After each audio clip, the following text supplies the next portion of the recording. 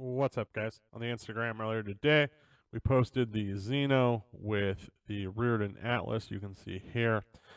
Echo Machines version of their Plan B, which is very similar also to Echo Machines version of his rugged mount. This is actually the rugged in the photo. They're virtually the same thing, just different thread and taper.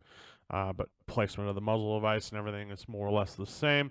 And then we've got the original Q Plan B. And I've put them all so they are lined up where they would be on the tube, so you can see muzzle device protrusion as well as how much sits outside the can. And boy, do these lines really make everything confusing.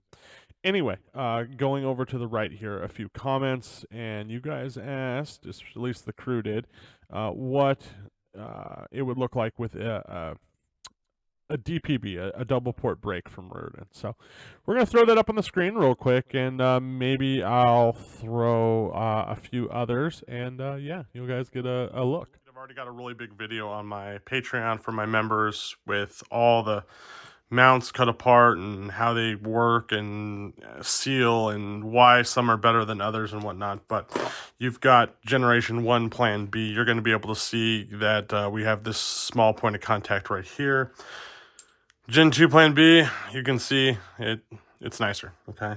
You're going to have what makes the Atlas so great, and that is it's added some additional things like this second point of contact here, additional shielding in front of the muzzle device. You're going to need to keep the area here clean.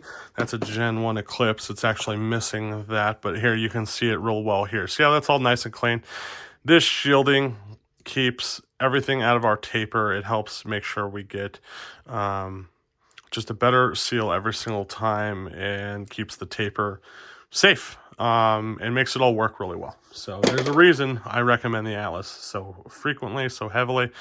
Not to mention it has a generous back bore. It's very low in how much length it adds outside the can. You guys just saw the pictures.